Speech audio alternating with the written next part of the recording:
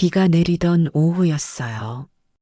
창가에 앉아 커피를 마시고 있는데 책장 구석에서 오래된 봉투 하나가 나왔어요. 익숙한 필체, 한때 내 하루의 시작과 끝이었던 사람이었죠.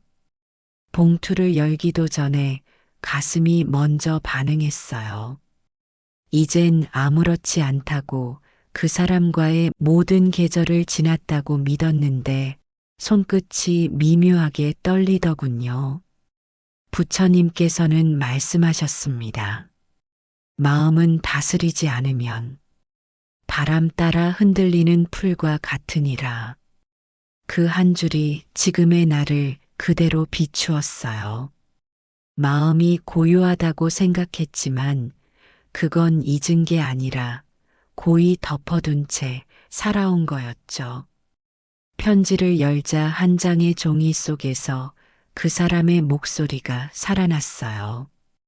그날의 공기와 웃음까지 다시 내 곁으로 왔죠. 아함경에서는 이렇게 말합니다. 업은 인연 따라 움직이고 인연은 업 따라 흘러가나니 깊은 인연은 결국 다시 만난다. 멀리 떠났던 인연이 비처럼 스며들어오는 순간이 있더군요. 하지만 그 만남이 과거로 돌아가라는 뜻은 아닐 거예요. 그때의 나를 다시 마주하라는 부름일지도 몰라요. 흔들린다고 약한 건 아니에요. 그만큼 그 사람이 내 안에서 깊게 뿌리내렸다는 증거죠. 나는 그 편지를 접어 다시 넣으며 생각했어요. 운명은 멀어져도 이렇게 다른 모습으로 돌아오기도 하는구나. 다음에 만나게 된다면 나는 예전보다 더 단단한 나이길 바라요. 혹시 그대도 시간을 건너 돌아온 운명을 마주한 적이 있었나요? 아무 예고 없이 꿈에 그 사람이 나왔어요. 오랜만이라 반가운 마음보다 어딘가 낯설었죠. 꿈속에 그대는 여전히 웃고 있었어요. 예전처럼 나를 불렀고 나는 그 이름을 듣는 순간 심장이 먼저 반응했어요. 깨어나 보니 방 안은 조용했는데 아직도 귀 끝에 그 목소리가 남아있는 것 같았죠. 부처님께서는 말씀하셨습니다. 마음이 먼저 움직이니 그대는 스스로를 먼저 살피거라. 나는 스스로에게 물었어요. 왜 그대가 꿈에 나타난 걸까? 잊었다고 믿었던 마음이 어딘가에서 나를 부른 건 아닐까? 꿈은 허상이지만 그 속에서 느낀 온기와 떨림은 결코 가짜가 아니었어요. 마치 눈에 보이지 않는 실이 다시 나와 그대를 이어놓은 듯 했죠. 금강경에서는 이렇게 말합니다. 마음에 머무르지 않고 마음을 내라. 그 말이 조금은 이해됐어요. 그대를 그리워하는 마음에 머물기보다 그 마음을 바라보는 내가 되어야 한다는 뜻. 그래야 꿈속의 그 만남이 나를 붙잡는 족쇄가 아니라 나를 비추는 거울이 된다는 거요. 그날 이후로 나는 잠들기 전 한 번쯤 생각하게 돼요.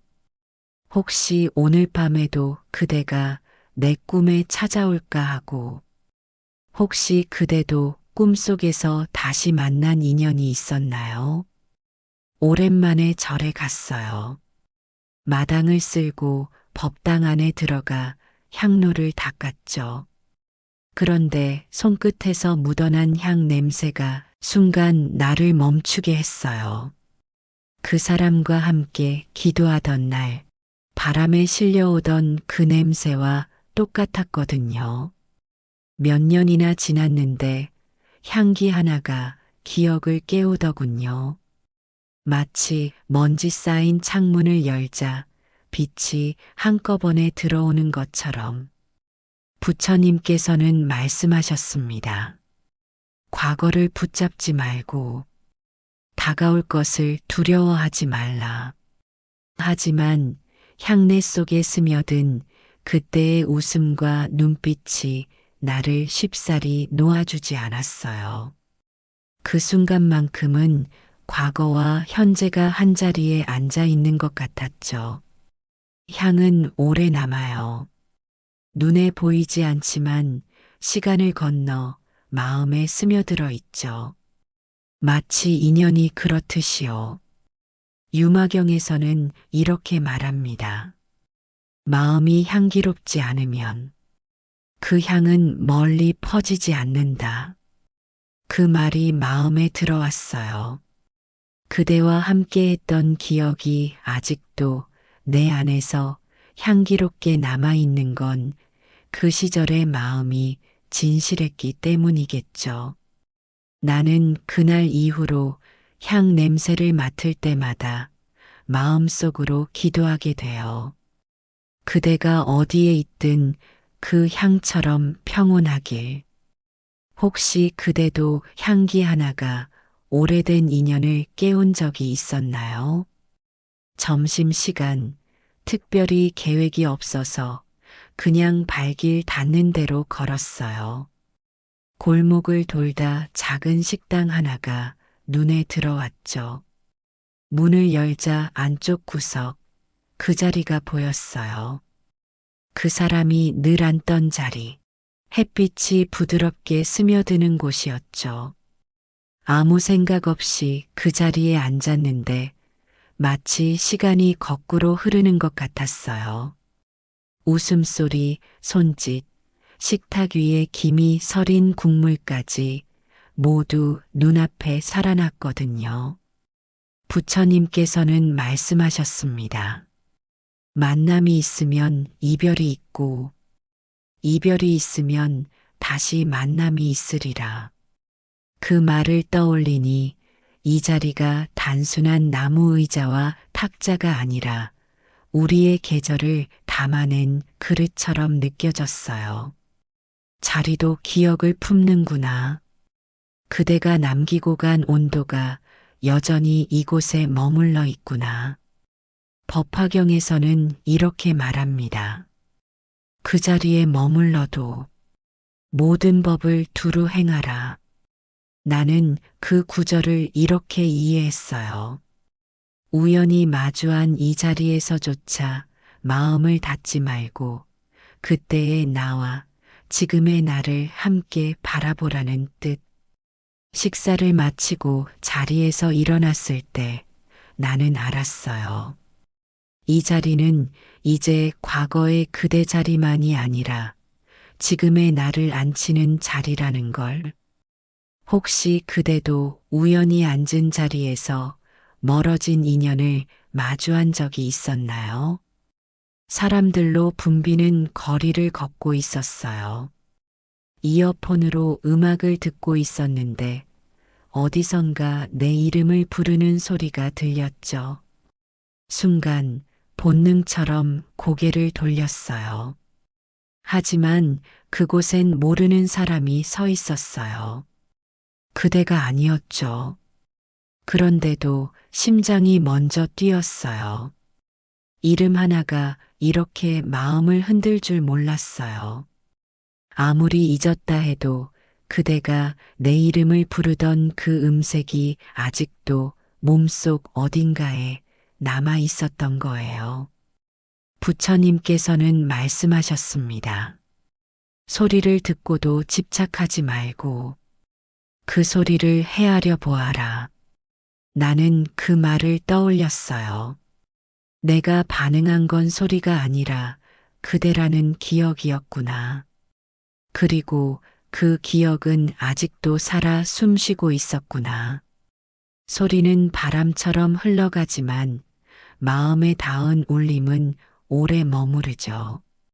마치 인연이 그렇듯이 선문염송집에서는 이렇게 말합니다.